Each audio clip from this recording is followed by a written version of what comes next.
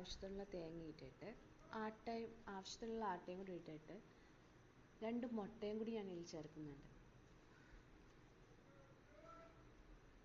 ആവശ്യത്തിനുള്ള വെള്ളവും ചേർക്കുക. ഞാനിവിടെ 2 ഗ്ലാസ് വെള്ളമാണ് ചേർത്തിട്ടുള്ളത്. എന്നിട്ട് അത് നന്നായിട്ട് മിക്സ് ചെയ്തെടുക്കണം. പിന്നെ ഫ്ലേവറിന് വേണ്ടിയിട്ട് ഞാൻ 2 ഏലക്കയും കൂടി ഇട്ടിട്ടുണ്ട്. അത് ഓപ്ഷനിലാണ്, ആവശ്യമുണ്ടെങ്കിൽ മാത്രം ഇട്ടാൽ മതി. എന്നിട്ട് നന്നായിട്ട് അരച്ചെടുക്കുക. ഞാൻ ഈ ഒരു പരുവത്തിനാണ് അരച്ചെടുത്തിരിക്കുന്നത്. ഞാൻ ഈ മിക്സിയിലിട്ട് അടിക്കുന്നതിന് മുന്നേ ആവശ്യത്തിനുള്ള പഞ്ചസാരയും കൂടി ചേർത്തിട്ടുണ്ടായിരുന്നു. നിങ്ങൾക്ക് ആവശ്യമുള്ള പഞ്ചസാരയും കൂടി ചേർത്ത് നന്നായിട്ട് മിക്സ് ചെയ്തെടുക്കുക. എന്നിട്ട് ഒരു നുള്ള് ഉപ്പും കൂടി ചേർത്ത് മിക്സ് ചെയ്തെടുക്കുക. പാൻ ചൂടായതിന് ശേഷം ആവശ്യത്തിനുള്ള മാവ് ഇട്ട് പരത്തുക. പരത്തണമെന്നൊന്നുമില്ല കേട്ടോ, ജസ്റ്റ് ഒഴിച്ചാൽ മാത്രം മതിയാവും.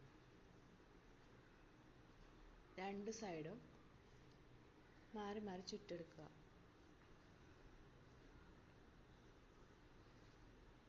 ഇപ്പം നമ്മുടെ ഗോതമ്പ് കൊണ്ടുള്ള പലഹാരം റെഡി ആയിട്ടുണ്ട്.